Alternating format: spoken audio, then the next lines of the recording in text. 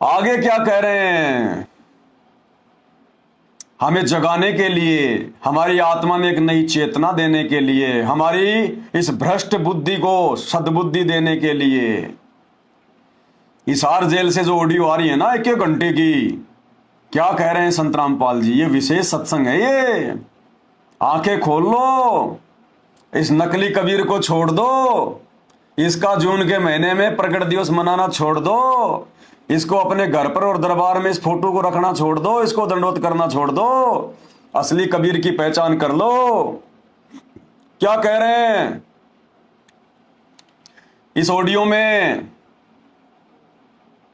गुरुदेव कह रहे हैं कि कुल का मालिक केवल एक ही है, दूसरा नहीं। अगर आपकी नजरों में कुल का मालिक ये है तो इसको छोड़ दो, और अगर ये है तो इसको छोड़ दो। एक आदमी के 2 बाप नहीं हो सकते, एक आत्मा के 2 परमात्मा नहीं हो सकते, एक म्यान में 2 तलवार नहीं आ सकती। सुनो सत्संग परमात्मा का। गरीब कुल का खाविंद एक है, दूजा नहीं गंवार। गरीब कुल का खाविंद एक है, दूजा नहीं गंवार। ये गंवार, ये मूर्ख इंसान, कुल का खाविंद केवल एक है, दूसरा नहीं है। जबकि 90% संत रामपाल जी के भक्तों के घरों में इन दोनों की पूजा होती है, उनके दरबार में ये दोनों फोटोएं मिलेंगी। और या क्या कह रहे हैं संत रामपाल जी कि कुल का खाविंद एक है, दूजा नहीं गंवार। गंवार इसलिए कह रहे हैं कि नालायक तत्वदर्शी संत की शरण में आने के बाद भी तेरी बुद्धि नहीं खुल रही, फिर भी तू अपने गुरु जी के बराबर किसी और को महत्व दे रहा है, जिसने तेरे को कुछ दिया नहीं आज तक। इस दाढ़ी मूछ वाली फोटो ने आज तक हमें कुछ दिया नहीं, और इन्होंने सब कुछ दिया, फिर भी हम इसको बराबर महत्व दे रहे हैं, अपने गुरु जी के बराबर में रख रहे हैं, दंडवत कर रहे हैं, दीपक जला रहे हैं। परमात्मा कहते हैं कुल का खाविंद एक है, दूजा नहीं गंवार। गरीब कुल का खाविंद एक है, दूजा नहीं गंवार। दो एक है सो दो की, पकड़ा जाए दरबार। क्यों कुल का मालिक एक है तो दूसरा नहीं है गंवार। ये मूर्ख, अन्य कोई नहीं। कुल का खाविंद एक है, दूजा नहीं गंवार। दो एक है सो दो जखी, पकड़ा जाए दरबार। दो ही कहे सो दो जख की, पकड़ा जाए दरबार। यदि आप इन दोनों को भगवान मानोगे, दो ही कहे सो दो जख की, दो जख यानी नरक। अगर 2 कहोगे, जून के महीने में इसको भगवान मानोगे, 8 सितंबर को इनको भगवान मानोगे, तो ये क्या हो गया? दो ही कहे सो दो जख की, वो नरक में जाएगा, पकड़ा जाए दरबार। परमात्मा के दरबार में उसकी पिटाई होगी, पिटाई। शुरू से सुन लो दोबारा, आंख नाक कान खोल लो, बहुत थोड़ा समय बचा है। सिर पे हाथ धर के रोओगे, दुनिया तो रोएगी रोएगी अपने कर्मों को। तुम संत रामपाल जी के भगत भी अपने हाथ सिर पे रख के रोओगे कि भगवान ये सात संगति की वीडियो देखने को क्यों नहीं मिले, और मिले तो हम समझ क्यों नहीं पाए। गरीब कुल का खाविंद एक है, दूजा नहीं गंवार। दो एक है सो दो की, पकड़ा जाए दरबार। क्यों कुल का मालिक एक है तो दूसरा नहीं है गंवार। ये मूर्ख, अन्य कोई नहीं। कुल का खाविंद एक है, दूजा नहीं गंवार। दो एक है सो दो जखी, पकड़ा जाए दरबार। के कुल का मालिक केवल एक कबीर है, इसे हटकर कोई दूर और बताता है वो परमात्मा के दरबार में, फिर उसको दंड मिलेगा। गरीब सतवादी के चरणों की, सिर पर डारों धूर। 84 निश्चय मिटे, पहुंचे तख्त हजूर। गरीब सतवादी के चरणों की, मैं सिर पर डारूं धूर। 84 निश्चय मिटे, पहुंचे तख्त हजूर। सतवादी के चरणों की, संध्या आरती में हम रोज पढ़ते हैं, सतवादी के चरणों की मैं सिर पे डारूं धूर। संध्या आरती हम किसके सामने खड़ा होकर करते हैं? हम किसके लिए करते हैं? अपने गुरु भगवान के लिए, अपने गुरु जी के लिए। संध्या आरती में सतवादी हम किसको कह रहे हैं? अपने गुरु जी को। अगर आपको लगता है कि हम सत्यवादी इसको कह रहे हैं तो फिर ये क्या फिर झूठेवादी हैं? अरे इनको क्या फिर आपने झूठावादी मान लिया अगर सत्यवादी इनको मान रहे हो तो। इसलिए सत्यवादी हम इनको कह रहे हैं, अपने गुरुजी को कह रहे हैं कि सत्यवादी के चरणों की मैं सिर पे डालूं धूर। इसका तो कोई चरण ही नहीं है। अरे इसका तो कोई चरण ही नहीं है। तुम्हारे सामने आया कभी कि ये ले मेरे चरण, कर मेरे को दंडवत? चरण इनके हैं, दंडवत इनको करते हैं। तो कहते हैं सत्यवादी के चरणों की मैं सिर पे डालूं धूर, 84 निश्चय मिटे पहुंचे तख्त हजूर। आगे क्या कह रहे हैं परमात्मा? फिर गुरुदेव कह रहे हैं कि सत्यवादी इस 21 ब्रह्मांड में केवल ये दास है, रामपाल दास है। तो कौन हुआ कबीर, कौन हुआ भगवान जिसके चरणों की धूल सिर पर डाल के हम सतलोक जाएंगे? इसलिए अब जून के महीने में इसको भगवान मानकर प्रकट दिवस मनाना छोड़ दो। केवल 8 सितंबर को अपने गुरु जी का प्रकट दिवस मनाओ। और इन जितने भी नकली आश्रम, ये फर्जी आश्रम बना रखे हैं गुरुदेव के इस कलयुगी परिवार ने, इन सतलोक आश्रमों में जाना छोड़ दो जब तक तुम्हारे गुरुजी जेल से नहीं आ जाते। ये बहुत भयंकर काल का षड्यंत्र है। सुन लो क्या कह रहे हैं परमात्मा। वो परमात्मा के दरबार में फिर उसको दंड मिलेगा। वाणी सुनना। गरीब सत्यवादी के चरणों की सिर पर डारो धूर, 84 निश्चय मिटे पहुंचे तख्त हजूर। सत्यवादी जो केवल सच्चा ज्ञान दे। अब बच्चों सुनो, वर्तमान में इस दास के अतिरिक्त कोई सत्यवादी नहीं, विश्व में कोई सत्य ज्ञान देने वाला नहीं है। अगर तुम आरती करते समय अगर तुम इसको मानते हो कि ये सत्यवादी है, कि सत्यवादी के चरणों की मैं सिर पे डालूं धूर, भाई जिसने इनको सत्यवादी मान लिया फिर तो कोई बात ही नहीं है। अगर कोई मूर्ख भगत इस दाढ़ी मूंछ वाले को मानकर यह सोचता है कि यह है सत्यवादी, तो आगे चल के संत रामपाल जी ने स्पष्ट कर दिया कि इस दास के अलावा कोई सत्यवादी नहीं है वर्तमान में। तो कौन हुआ कबीर? ये हुआ कबीर। ये संकेत ही करेगा, खुल के नहीं बोलेगा। हम जानवर नहीं है जो समझ नहीं पाएंगे। फिर ये मानव शरीर, इंसानी बुद्धि, ऊपर से तत्व ज्ञान क्यों दिया? अगर आज भी भगवान को कहना पड़े कि मैं भगवान हूं तो फिर ये सत्संग करने का क्या फायदा? ये गीता, वेद, कुरान, पुराण, बाइबल रातों को जाग जाग के खोल खोल के दिखाने का क्या फायदा? ऐसे मूर्खों को फिर सतलोक ले जाके क्या करेगा भगवान? जो अपने भगवान को नहीं पहचान पा रहे वो सतलोक में क्या खाक जाएंगे? तो क्या कह रहे हैं गुरुदेव ये वाणी बोलकर कि वर्तमान में इस पूरे विश्व में 21 ब्रह्मांड में दास के अलावा कोई सत्यवादी नहीं है। सत्यवादी जो केवल सच्चा ज्ञान दे। अब बच्चों वर्तमान में इस दास के अतिरिक्त विश्व में कोई सत्य ज्ञान देने वाला नहीं है।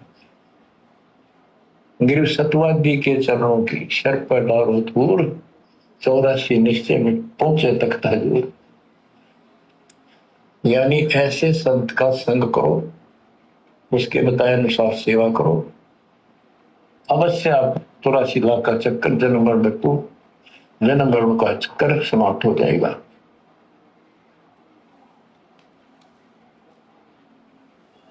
सबसे किसने क्या कह दिया भाई? भगत जी आपके शब्द अनमोल हैं, इन्हें सोच समझ कर ही मुख से निकालें। भगत जी आप तो शिक्षित और समझदार दिख रहे हो, थोड़ा सोच विचार कर। किसने क्या कह दिया भाई? अबे जबे कौन है अबे जबे? चलो कोई बात नहीं भक्तों, ध्यान मत दो किसी के कमेंट्स पे, किसी के कमेंट्स पे ध्यान मत दो। परमात्मा कहते हैं जिसकी जितनी बुद्धि उसमें उतना ही समाये, उसका बुरा मत मानना, बेचारा अधिक कहां से लाए। जिसमें जितनी बुद्धि है उतना ही तो बकेगा, उतना ही तो बोलेगा। आप तो साथ संगति का आनंद लो, कमेंट्स की तरफ ध्यान मत दो। तो आ गए समझ में कि सत्यवादी कौन है? सत्यवादी केवल परमात्मा होता है, अल्लाह होता है, वो कबीर है सत्यवादी। ये आज आपके सामने कबीर आ चुका है, ये है कबीर भगवान। इसलिए अब जून के महीने में इस नकली कबीर को भगवान मान के इनका प्रकट दिवस मनाना छोड़ दो, वरना नरक मिलेगा, नरक। असली कबीर सतगुरु रामपाल जी का 8 सितंबर के दिन प्रकट दिवस मनाओ, सतलोक मिलेगा, सतलोक। आगे क्या कह रहे हैं परमात्मा? आप और हमारी आंखें खोलने के लिए, मूर्खों को जगाने के लिए, अपनी पहचान करवाने के लिए, इस नकली कबीर से संगत का पीछा छुड़वाने के लिए और अपने खुद के चरणों में संगत को लगाने के लिए।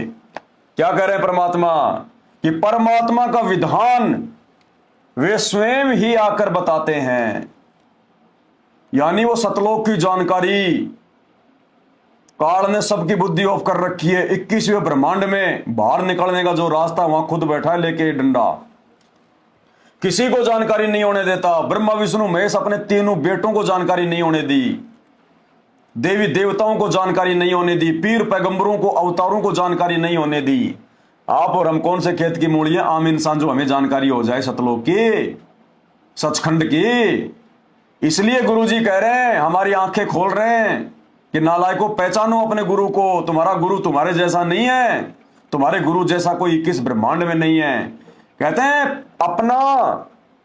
अपनी स्वयं की जानकारी, यानी परमात्मा का विधान है कि वो स्वयं ही आते हैं अपनी जानकारी बताने, अपने सतलोक के बारे में बताने के लिए। और यहां कोई सतलोक की जानकारी दे ही नहीं सकता। क्या कह रहे हैं भगवान? सबसे कठिन काम है ये निर्णय करना कि परमात्मा कौन है। सबसे कठिन काम क्या है? सबसे कठिन काम है ये निर्णय करना कि परमात्मा कौन है। जगत वालों के लिए तो सबसे कठिन काम है कि भाई ये देव देवता भगवान है, ब्रह्मा विष्णु भगवान है, या ये कबीर भगवान है। और संत रामपाल जी की शरण में आने के बाद में सबसे कठिन काम क्या है? इन दोनों में से कबीर कौन है, असली कबीर कौन है, भगवान कौन है, अल्लाह कौन है। सबसे कठिन काम। और यह कठिन काम परमात्मा ने अब सात संगतियों के माध्यम से बहुत आसान करवा दिया, बहुत आसान, यदि कोई चाहे तो क्या कह रहे हैं गुरुदेव? सबसे कठिन काम है ये निर्णय करना कि परमात्मा कौन है, उसके पाने की विधि कौन सी है, और पूर्ण संत प्राप्ति। ये तीन चीज कठिन है। जब पूर्ण संत मिल जाएगा तो वो संशय भी निवारण हो जाएंगे। अब ये सत्संग जो तत्व ज्ञान के आधार से किया जाता है, ये वो तत्व ज्ञान है, ये वो सच्चिदानंद घन की वाणी में वर्णित यथार्थ ज्ञान है जो किसी भी ऋषि महर्षि के हाथ नहीं लगा। उनको ये ज्ञान नहीं हुआ। केवल कुछ एक पुण्यात्माओं को परमेश्वर स्वयं आकर के सतलोक से आकर के मिले, जैसा कि उसका विधान है। परमात्मा स्वयं ही आते हैं, अपने तत्व ज्ञान को ठीक ठीक वो स्वयं ही प्रचार करते हैं। परमात्मा का विधान बता दिया गुरुदेव ने। विधान का मतलब होता है फाइनल। स्वयं ही आते हैं तो स्वयं ही आएंगे, क्योंकि ये उनके मैनिफेस्टो में लिखा है, ये उनके मैन्युअल में लिखा है। अब ये मोबाइल है, इस मोबाइल के मैन्युअल में लिखा है कि ऊपर वाले बटन से तो वॉल्यूम तेज होगा, नीचे वाले से डाउन होगा। तो ऐसा ही होगा। अब नीचे वाले से आवाज ज्यादा नहीं हो सकती, ऊपर वाले से थोड़ी नहीं हो सकती, क्योंकि ये विधान बना के छोड़ दिया वैज्ञानिकों ने। इस मोबाइल को बनाने वाले ने ये विधान बना दिया कि ये इस कंपनी का मोबाइल है, ये इसका मॉडल है, और इसके ऊपर वाले बटन से आवाज तेज होगी, नीचे वाले से कम होगी। तो ऐसा ही होगा। तो भगवान ने विधान बना दिया कि वो स्वयं ही आते अपना ज्ञान देने के लिए। अब उनका कोई दास नहीं आ सकता, सतलोक से कोई और आत्मा नहीं आ सकती, कोई नौकर नहीं आ सकता। तो भाई ये भगवान वर्तमान में स्वयं ही आया हुआ है अपने विधान अनुसार। पहचानना पड़ेगा और अब इस नकली भगवान से पीछा छुड़वाना पड़ेगा। इस कागज के टुकड़े को, काल्पनिक फोटो को भगवान मानकर जून के महीने में इसका प्रकट दिवस मनाकर नरक में जाने से बचो। और 8 सितंबर के दिन इस असली कबीर का प्रकट दिवस मनाकर सतलोक जाने की तैयारी करो। मंदबुद्धि भक्तों, मार खाओगे। दुनिया तो मरेगी सो मरेगी, तुम क्यों जानबूझ के अपने पैर पे कुल्हाड़ी मार रहे हो? दोबारा सुन लो भगवान का विधान। वो स्वयं ही आते हैं। विधान बता दिया, विधान शब्द बोल दिया परमात्मा ने। करके सतलोक से आकर के मिले, जैसा कि उसका विधान है। परमात्मा स्वयं ही आते हैं, अपने तत्व ज्ञान को ठीक ठीक वो स्वयं ही प्रचार करते हैं। परमात्मा की परिभाषा अर्थात अपनी जानकारी वो स्वयं ही आकर के बताते हैं स्वयं, क्योंकि काल भगवान ने सब मिथ्या ज्ञान लोक वेद पूरे मानव समाज में प्रवेश कर रखा होता है। आ गया समझ में? ये विधान है भगवान का। परमात्मा कबीर जी स्वयं ही आते हैं। अब विचार करो, आज तो तुम मान नहीं रहे संत रामपाल जी के जितने भगत हैं, और संत रामपाल जी ने अपने आप को छुपाते हुए ज्ञान प्रचार किया, अपने आप को भगवान से अलग रखा कि मैं तो उसका दास हूं, मैं तो उसका दास हूं। अगर संत रामपाल जी कह दें कि मैं कबीर हूं तो कोई उनसे नाम ही नहीं लेता 1994 में। इसलिए उन्होंने कहा कि वो कबीर भगवान 650 साल पहले आया था, अब इस दास को भेज दिया, कम से कम भक्ति पे लग जाए, कम से कम भक्ति पे लग जाए, नहीं तो कोई भक्ति नहीं करेगा। और आज परमात्मा खुल्लम खुल्ला इन सत्संगों के माध्यम से हमें जगा रहे हैं, हमें बता रहे हैं। लेकिन हमारी बुद्धि में ये बात समा गई, घर कर गई, बार बार गुरुदेव भगवान के ये कहते रहने से कि मैं तो भगवान का दास हूं, भगवान नहीं आए तो दास को भेज दिया, भगवान नहीं आए तो दास को भेज दिया। तो हमने भगवान का दास ही मान लिया इनको, भगवान नहीं माना इनको, कबीर नहीं माना, कबीर का दास मान लिया। अरे कबीर का कौन सा दास आज से पहले आया? एक का तो नाम बता दो कि कबीर ने किसी अपने दास को भेजा हो आज से पहले कभी, बताओ, एक का भी नाम बता दो। सतयुग में, सतयुग से पहले सतलोक से चल के अपने पुत्र जोगजीत के रूप में कौन आया? तपतशिला पे कौन मिला काल को? एग्रीमेंट किसके बीच में हुआ? कबीर भगवान और काल के बीच में। कबीर भगवान अपने ओरिजिनल रूप में नहीं आए, किसका रूप बना के आए? अपने पुत्र जोगजीत का। लेकिन आए कौन? खुद कबीर। और काल ने क्या सोचा? ये तेरा भाई है जोगजीत। फिर नीचे सतयुग में सतसुकृत नाम से कौन आया? भगवान का कोई दास आया था क्या? या खुद वो कबीर जी ही सतसुकृत नाम से आया था? खुद आया था। सबको पता है कि सतयुग में सतसुकृत तेरा और त्रेता नाम मुनिंदर मेरा, द्वापर में करुणा में कहाया और कलयुग नाम कबीर धराया। खुद ही आया ना। फिर त्रेता युग में मुनिंदर ऋषि के नाम से कौन आया? खुद कबीर। कोई दास भेजा था क्या? आया कोई दास? नहीं। द्वापर में करुणा में ऋषि के नाम से कौन आया? खुद कबीर। कोई दास भेजा था? कोई संत भेजा अपना? कोई संदेश वाहक भेजा? कोई अवतार भेजा? नहीं। 650 साल पहले कलयुग की पिछली पीढ़ी में काशी के बनारस में कबीर नाम से कौन आया? खुद भगवान आया, खुद कबीर आया। या अपना कोई दास भेजा था?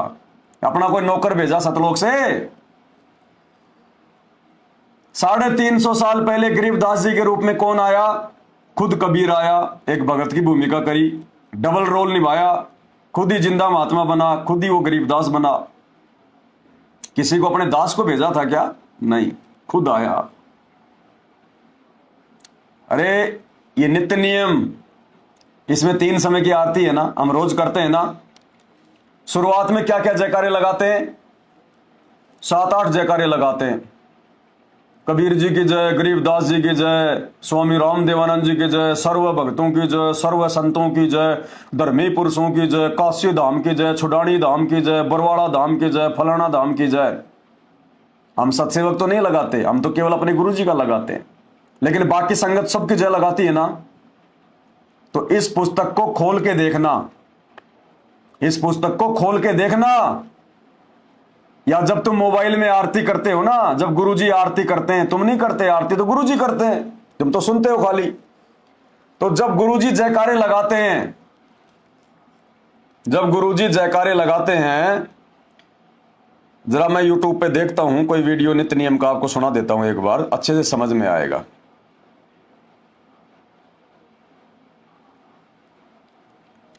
शुरू के 3 जयकारे ध्यान रखना, शुरू के 3 जयकारे सुनो। सभी भक्तात्माओं से प्रार्थना है, सुबह के नित्यनेम का समय हो गया है। सभी भक्तात्माओं से प्रार्थना है, पुनर्निवेदन है, सुबह के नित्यनेम का समय हो गया है। नित्यनेम स्त्र बनाने की 3 जयकारे। सत साहिब बंदी छोड़ कबीर साहिब की जय, बंदी छोड़ गरीबदास जी महाराज की जय, स्वामी रामदेवानंद जी महाराज की जय, बंदी छोड़ सतगुरु रामपाल जी महाराज की जय।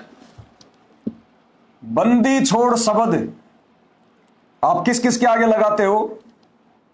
बंदी छोड़ कबीर साहिब की जय 1, बंदी छोड़ गरीबदास जी महाराज की जय 2, और फिर क्या आएगा? स्वामी रामदेवानंद जी महाराज की जय। क्यों भाई, वो रामदेवानंद जी की बंदी छोड़ क्यों नहीं लगा?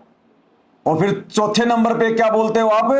बंदी छोड़ सतगुरु रामपाल जी महाराज की जय। केवल 3 के आगे ही बंदी छोड़ शब्द लगता है। बंदी छोड़ कौन होता है? बंधनों से छुड़वाने वाला। कौन? कबीर भगवान। तो दिमाग का इस्तेमाल करो। 650 साल पहले जो आया वो कबीर, क्या नाम लगाते हैं? बंदी छोड़, उसका जयकारा लगा रहे हैं।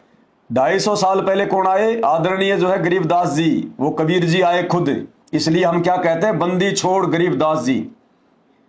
और फिर हम अपने गुरु जी के आगे लगाते हैं कि बंदी छोड़ सतगुरु रामपाल जी महाराज की जय। तो कौन हुए संत रामपाल जी? अरे कौन हुए फिर भाई? तुम इसके आगे भी तुम बंदी छोड़ लगा रहे हो, गरीबदास जी के आगे भी तुम बंदी छोड़ लगा रहे हो, और इसके आगे भी तुम बंदी छोड़ लगा रहे हो। तो तीनों एक ही हुए कि नहीं हुए? बंदी छोड़ इस सृष्टि में 3 है या फिर 1 है? तो ये संकेत कर रहे हैं गुरु जी कि नालायकों कौन हुआ? फिर संत रामपाल जी कौन हुए? बंदी छोड़ किसको कहा जाता है? जो बंधनों से छुड़वा दे। बंधनों से केवल परमात्मा छुड़वा सकता है, परमात्मा का कोई दास नहीं छुड़वा सकता, काल नहीं छुड़वा सकता। तो इस आधार से भी पहचान करो अपने गुरु जी की। तो आज से पहले चारों युगों में खुद वो परमात्मा स्वयं आया। 250 साल पहले वो गरीबदास जी के रूप में खुद स्वयं आया। तो वर्तमान में फिर क्या ये कोई दास है क्या भगवान का? अरे ये कोई नौकर चाकर है क्या भगवान का? आप और हमारी तरह कोई आत्मा है क्या ये, जिसके आगे तुम जो है बंदी छोड़ शब्द यूज करते हो? कौन हुआ बंदी छोड़? खुद कबीर भगवान। सतगुरु साहिब एक शरीरा, और सतगुरु बिना न लागे तीरा। सतगुरु और साहिब एक ही हैं। सतगुरु साहिब एक है, दूजा ब्रह्म विरोध, और बिना सतगुरु सूझे नहीं, चाहे पढ़ो 18 बोध। गुरु और गोविंद 2 नहीं भाई, जब तक 2 समझोगे 2 जख में जाई, नरक में जाएगा वो। तो इस आधार से भी हमने पहचान करनी चाहिए अपने गुरुदेव भगवान की कि वर्तमान में धरती पर असली कबीर संत रामपाल जी हैं और दूसरा कोई नहीं है। और संत रामपाल जी का 8 सितंबर के दिन पूर्ण परमात्मा मानकर, कबीर साहिब मानकर यदि आपने प्रकट दिवस नहीं मनाया और इन फर्जी सतलोक आश्रमों में बैठे हुए काल के दूतों की बात मान के, गुरुदेव के कलयुगी बेटा बेटी भाई बंधु रिश्तेदार कोऑर्डिनेटरों की बात मानकर यदि आपने 8 सितंबर को इस नकली कागज के टुकड़े को, इस कबीर को, नकली कबीर को भगवान मान के पूजा, इसको भोग लगाया, अपने दरबार में रखा, अपने घर पर रखा, इसको दंडवत किया, इसके आगे जोत जलाओगे तो भाई काल के मुंह में जाओगे, काल के मुंह में। इसलिए संभल जाओ समय रहते। अरे गुरुजी के जेल से बाहर आने के बाद तो, क्योंकि वो आएंगे विनाशकारी समय के बाद। गुरुजी जेल से बाहर उस समय आएंगे जब दुनिया के घुटने टूट लेंगे, हर प्रकार की आपत्ति परेशानियां, बाढ़, महामारी, वायरस, भूकंप, पता नहीं क्या क्या होगा इन 3 से 4 वर्षों में। ये दुनिया को अपनी औकात का पता लग जाएगा, घुटनों के बल आ जाएगी। बड़े बड़े लोग जो अरबपति खरबपति जो बंकर बना के बैठे हैं वो घुटनों के बल आ जाएंगे। संत रामपाल जी को अपना बाप बनाने के अलावा दूसरा धरती पर किसी के पास कोई ऑप्शन नहीं होगा। अरे उस समय तो सभी इनको भगवान मान लेंगे, सभी इनको अपना बाप कहेंगे, लेकिन उस समय जो इनको बाप कहेगा ये खुश नहीं होगा, क्योंकि वो तो मजबूरी की बात है। मजबूरी में तो लोग गधे को भी बाप बना लेते हैं। ये तो बापों का बाप है, अल्लाह है, इसको बाप बनाने में क्या दिक्कत है? आज इनके जेल में रहते सहते जो ये विपरीत जो परिस्थितियां भक्तों के सामने है, हम इनको भगवान कहते हैं, दुनिया कहती है जेल में बैठा है, देशद्रोही है, पता नहीं क्या है, जेल की जेल काट रहा है, ये काट रहा है, तुम उसको भगवान कह रहे हो। इन विपरीत परिस्थितियों में जो अपने विश्वास को दृढ़ रखेगा, ज्ञान आधार से जो इनको भगवान मानेगा, वो है असली भगत, वो होगा परीक्षा में पास। आज तो इनको भगवान मान लो और बाद में जब फूक निकल जाएगी, जब इनको भगवान मान लो, ये प्रसन्न नहीं होगा, बाद में रोगे, पछताओगे। साथ संगति से जुड़ जाओ संगत वालों, नहीं तो ये सतलोक आश्रम काल का दूध तुम्हें कहीं का नहीं छोड़ेगा, ना घर का ना घाट का, तुम्हारी चटनी बनवा देगा, चटनी काल के हाथों चटनी। आगे क्या कह रहे हैं परमात्मा, आत्मा का पति तो एक है, एक है, आत्मा का पति तो एक है, दो नहीं है। जो दो मानेगा वो दोजक में जाएगा, नरक में जाएगा। ये हिसार जेल से आया हुआ विशेष सत्संग। परमात्मा कहते हैं आत्मा का पति तो एक है। जब पति एक है आत्मा का, तो भाई फिर तुम्हारे दरबार में दो दो फोटोएं क्या कर रही है, तुम्हारे घर में दो दो फोटोएं क्या कर रही हैं, तुम्हारे लोकेट में दो दो फोटोएं क्या कर रही है, तुम्हारे गले में। अंशिका चौधरी बुक कहां मिलेगी? बहन जी, बुक से अच्छा है यूट्यूब पर जाकर सर्च करो, सृष्टि रचना संत रामपाल जी महाराज, सत्संग संत रामपाल जी महाराज। सत्संग सुनने से पहले सृष्टि रचना को अच्छे से पढ़ लो, देख लो, सुन लो उनके वीडियो। 2-2, 3-3 घंटे के उनके सृष्टि रचना के वीडियो हैं। बहन, आप सृष्टि रचना को जब तक नहीं समझ पाओगी, जब तक नहीं पढ़ोगी, आप कुछ नहीं समझ पाओगे। चाहे आप कितनी बड़ी विद्वान है, कितने आपने वेद पढ़ लिए, गीता पढ़ ली, बाइबल पढ़ ली, सृष्टि रचना मास्टर ऑफ द की है सभी सदग्रंथों की। इसलिए संत रामपाल जी के सत्संग सुनना शुरू करने से पहले यूट्यूब पर जाकर उनके द्वारा बताई गई सृष्टि रचना को सुने, ध्यान से सुने। साथ में आपके पास कोई गीता, वेद, कुरान, पुराण, बाइबल है तो उनको भी खोल के बैठ जाओ। जो वो बोलेंगे वही लिखा हुआ मिलेगा, वही पाएगा। तो सृष्टि रचना संत रामपाल जी महाराज यूट्यूब पर सर्च करें। सृष्टि रचना को चाहे आप 2 बार सुने, 4 बार सुने, 5 बार सुने, उस समय तक पहले सृष्टि रचना को सुनते रहे जब तक आपको समझ में ना आ जाए। फिर उनके सत्संग सुनिए, एक एक बात समझ में आएगी।